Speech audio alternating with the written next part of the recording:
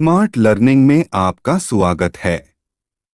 हम आज बात करेंगे भारत के आगरा शहर में स्थित एक विश्व धरोहर मकबरे की, जिसका निर्माण मुगल सम्राट शाहजहां ने अपनी पत्नी मुमताज महल की याद में करवाया था, जिसका नाम ताजमहल है, जिसकी वास्तुशैली फारसी, तुर्क, भारतीय और इस्लामी वास्तुकला के घटकों का अनोखा सम्मिलन है। ताजमहल भारत के आगरा शहर में यमुना नदी के दाहिने किनारे पर एक इस्लामी सफ़ेद संगमरमर का मकबरा है, जिसे 1632 में मुगल सम्राट शाहजहां ने अपनी पसंदीदा पत्नी मुमताज महल की कब्र के लिए बनवाया था। इसमें स्वयं शाहजहां का मकबरा भी है। मकबरा 17 एकड़ एयर यानी 42 एकड़ में स्थित है, जिसमें एक मस्जिद और एक गेस्ट हाउस शामिल है, और यह औपचारिक बगीचों में स्थापित है, जो 3 तरफ से घिरी हुई दीवार से घिरा है। मकबरे का निर्माण अनिवार्य रूप से 1643 में पूरा किया गया था, लेकिन परियोजना के अन्य चरणों में अगले 10 वर्षों तक काम जारी रहा। माना जाता है कि ताजमहल परिसर 1653 में लगभग 32 मिलियन की अनुमानित लागत पर पूरी तरह से पूरा हो गया था, जो कि 2020 में लगभग 70 बिलियन, जो कि लगभग $1 बिलियन होगा। निर्माण परियोजना ने सम्राट उस्ताद अहमद लाहौरी के दरबार के वास्तुकार के नेतृत्व में वास्तुकारों के एक बोर्ड के मार्गदर्शन में लगभग 20,000 कारीगरों को नियुक्त किया। ताजमहल में प्राकृतिक सौंदर्य और दिव्यता को दर्शाने के लिए विभिन्न प्रकार के प्रतीकों का प्रयोग किया गया है। इसे दुनिया का 7वां अजूबा कहा जाता है। माना जाता है कि ताजमहल का वर्तमान नाम फारसी से लिया गया है। ताजमहल को 1631 में शाहजहां ने बनवाया था, जिसे उनकी पत्नी मुमताज महल की याद में बनाया गया था, जिनकी मृत्यु उस वर्ष 17 जून को 14वीं संतान गौहरा बेगम को जन्म देते समय हो गया था।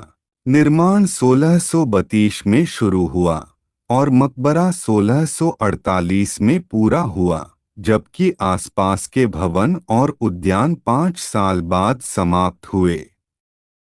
मुमताज महल की मृत्यु के बाद शाहजहां के दुअख का दस्तावेजीकरण करने वाला शाही दरबार ताजमहल की प्रेरणा के रूप में आयोजित प्रेम कहानी को दर्शाता है।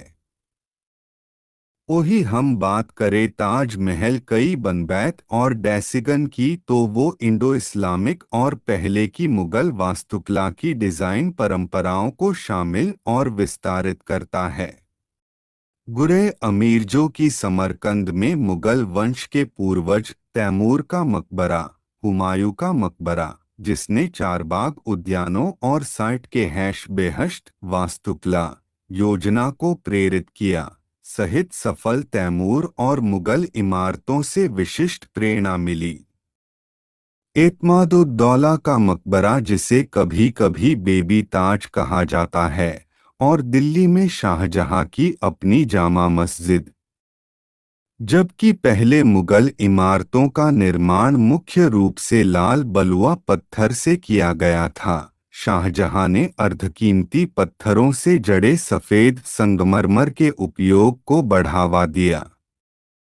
उनके संरक्षण में इमारतें रिफाइनमेंट के नए स्तरों पर पहुंची। जहां हम बात करें मकबरे की, तो वह कब्र ताजमहल के पूरे परिसर का मुख्य आकर्षण का केंद्र है।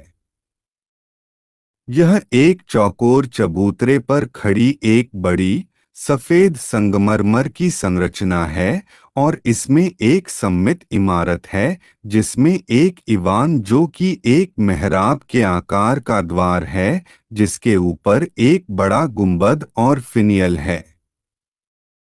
अधिकांश मुगल मकबरों की तरह मूल तत्व मूल रूप से इंडो इस्लामिक हैं। सबसे शानदार विशेषता संगमरमर का गुंबद है जो मकबरे के ऊपर है। गुंबद लगभग 35 मीटर ऊंचा है, जो आधार की लंबाई के माप के करीब है, और बेलनाकार ड्रम द्वारा उच्चारण किया गया है, जो लगभग 7 मीटर या 23 फीट ऊंचा है। इसके आकार के कारण गुंबद को अक्सर प्यास का गुंबद या अमरूद कहा जाता है। शीश को कमल के डिजाइन से सजाया जाता है, जो इसकी ऊंचाई को बढ़ाने का काम करता है।